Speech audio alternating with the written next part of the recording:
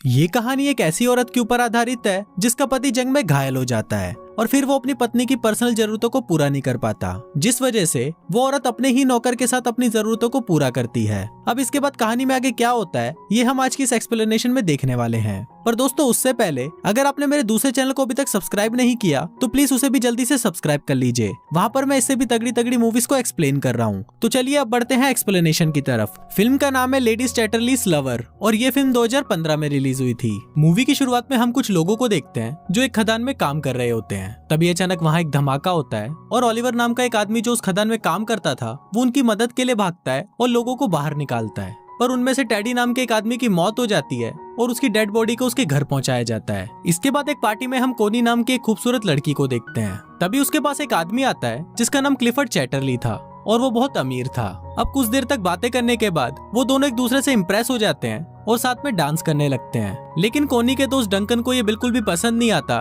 क्योंकि वो भी कोनी से प्यार करता था। अब इन दोनों की ये मुलाकात प्यार में बदल जाती है और वो दोनों एक दूसरे से शादी कर लेते हैं और शादी के वक्त वो दोनों ये कसम खाते हैं कि वो दोनों एक दूसरे से हमेशा वफादार रहेंगे और कभी भी एक दूसरे का साथ नहीं छोड़ेंगे। अब उन दोनों की मैरिज लाइफ बहुत अच्छी चल रही थी पर अगले दिन ही क्लिफर्ड को सेना में जाना पड़ता है क्योंकि वो एक सोल्जर था। वहीं जंग के दौरान क्लिफर्ड घायल हो जाता है और उसे वापस घर भेज दिया जाता है। आज क्लिफर्ड घर आ रहा था और सभी बहुत ज्यादा खुश थे और उसका वेलकम करने के लिए घर के बाहर खड़े थे। क्लिफर्ड को देखकर कोनी बहुत ज्यादा खुश होती है पर तभी हम देखते हैं कि जंग में घायल होने के बाद क्लिफर्ड के पेट के नीचे का पूरा हिस्सा पैरालाइज हो जाता है।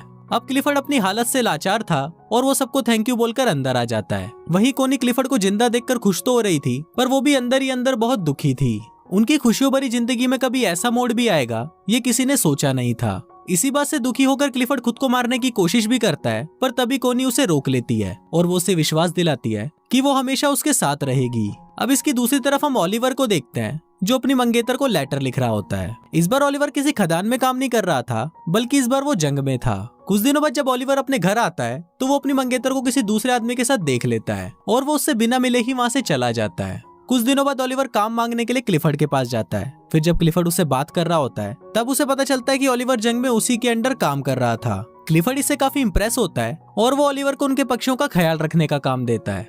अपाहिज होने की वजह से क्लिफर्ड अपने लिए एक गाड़ी खरीदता है और जब वो उसमें बैठकर घूमता है तो उसे लगता है कि मानो उसके पैर वापस आ गए हैं। फिर एक दिन वो कोनी के साथ ओलिवर के पास जाता है। ओलिवर जंगल में बने हुए एक कॉटेज में रहता था और पक्षियों की देखभाल करता था। वहाँ पहली बार कोनी ओलिवर को देखती है। वहाँ से वापस आते वक्त कोनी ओलिवर को इशारा देती है पर ओलिवर उसे समझ नहीं पाता। अगले दिन एक मेड कोनी के पास आती है और उसे बोलती है कि ओलिवर अपने कॉटेज की चाबी मांग रहा है। इस पर कोनी खुद उसे चाबी देने के लिए उसके पास जाती है। फिर जब वो ओलिवर के पास पहुँचती है तो ओलिवर उससे ठीक से बात नहीं करता और उसे बोलता है कि आपको ये तकलीफ उठाने की कोई जरूरत नहीं थी। कोनी को भी ओलिवर के इस बिहेवियर पर गुस्सा आ जाता है और वो गुस्से में वहाँ से चली जाती है। अगले दिन ओलिवर कोनी को एक लेटर लिखता है जिसमें वो अपने बर्ताव के लिए उससे माफी मांगता है। इसके बाद कोनी फिर से उससे मिलने के लिए उसके कॉटेज में जाती है जहाँ ओलिवर अपनी शर्ट उतारकर काम कर रहा था। फिर जब कोनी उसके बदन को देखती है तो उसके भी तन बदन में आग लग जाती है। ये देखकर कोनी खुद को कंट्रोल नहीं कर पाती और वो ओलिवर के पास जाने लगती है पर तभी ओलिवर भी उसे देख लेता है और अपनी शर्ट वापस पहन लेता है क्योंकि वो कोनी की इज्जत करता था।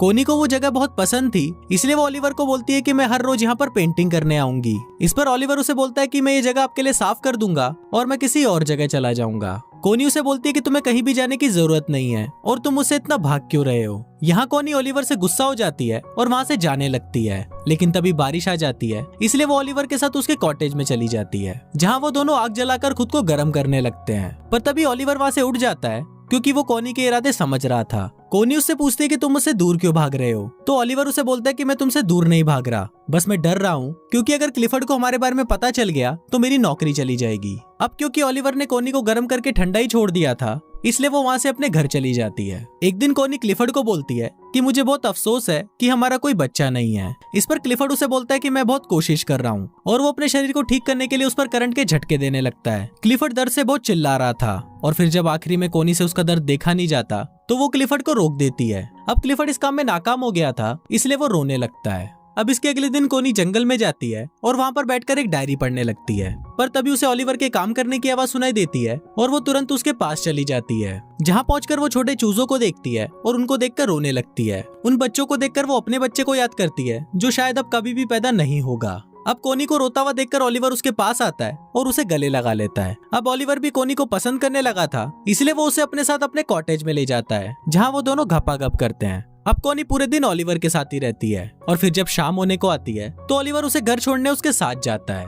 जाने से पहले कोनी ओलिवर से पूछती है कि तुमने जो किया है क्या तुम्हें उसका कोई पछतावा है, जिस पर ओलिवर उसे बोलता है कि नहीं, मैं तुमसे प्यार करने लगा हूँ और अब तुम सिर्फ मेरी हो। उसी रात बहुत तेज तूफान आता है और बादल गरजने लगते हैं। ओलिवर को कोनी की बहुत याद आ रही थी, इसलिए वो बहुत ज्यादा दारू पी लेता है। वहीं कोनी की नींद भी उड़ जाती है और वो भी ओलिवर की याद में सो नहीं पाती। फिर वो खिड़की से ओलिवर के घर की रोशनी को देखती है और वो खुद को रोक नहीं पाती और दौड़ते हुए ओलिवर के पास चली जाती है और उसे जाते हुए उसके घर की एक मेड देख लेती है। ओलिवर भी वहाँ कोनी का इंतजार कर रहा था और वो कोनी को बोलता है कि मुझे नहीं लगा था कि तुम मुझसे मिलने आओगी। इस पर कोनी उसे बोलती है कि मैं तुम्हें कभी भी अकेला नहीं छोड़ूंगी और फिर वो दोनों वहाँ पर घपाघप करने लगते हैं। एक दिन क्लिफर्ड के घर पर एक पार्टी होती है जहाँ पर डंकन भी आया होता है। फिर क्लिफर्ड देखता है कि कोनी और डंकन साथ में डांस कर रहे हैं और उसे ये देखकर बिल्कुल भी अच्छा नहीं लगता।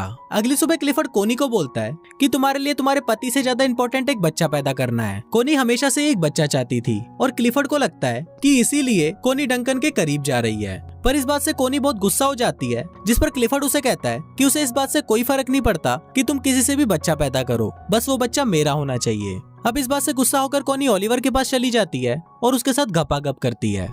एक दिन कोनी को पता चलता है कि वो प्रेग्नेंट है, तो वो इस बारे में क्लिफर्ड को बताती है। क्लिफर्ड ये सुनकर बहुत खुश होता है और वो कोनी से उस आदमी का नाम पूछता है, पर कोनी उस आदमी का नाम उसे नहीं बताती। एक दिन क्लिफर्ड ओलिवर से मिलने उसके पास जाता है और वो कोनी को भी अपने साथ चलने को बोलता है। अब वो दोनों जा ही रहे होते हैं, पर तभी ओलिवर पीछे से आता है और वो कोनी को किस करने लगता है। अभी दोनों किस कर ही रहे होते हैं, पर तभी क्लिफर्ड कोनी को आवाज लगाता है। दरअसल क्लिफर्ड की गाड़ी कीचड़ में फंस गई थी। तभी वहाँ पर ओलिवर आता है और वो उसकी गाड़ी को धक्का लगाने लगता है, पर इसी दौरान वो जोर जोर से खांसने लगता है। दरअसल ओलिवर जब खदान में काम करता था तो उसके लंग्स खराब हो गए थे। अब फाइनली ओलिवर उसकी गाड़ी को कीचड़ से निकाल देता है और खांसता हुआ वहाँ से चला जाता है। थोड़ी देर बाद कोनी ओलिवर के पास आती है तो ओलिवर उसे गुस्से में बताता है कि उसने 12 सालों तक उनकी खदानों में काम किया और अपने लंग्स खराब किए और इसके बाद उसे जंग के लिए फ्रांस भेज दिया गया। वो बोलता है कि मेरी लाइफ तुम लोगों जैसी नहीं है, इसलिए तुम अपने पति के पास चली जाओ। अब एक दिन कोली की मेड मिस बोल्टन ओलिवर के कॉटेज में आती है, जहाँ उसे कोनी की डायरी मिलती है और उस डायरी को देखकर उसे समझ आ जाता है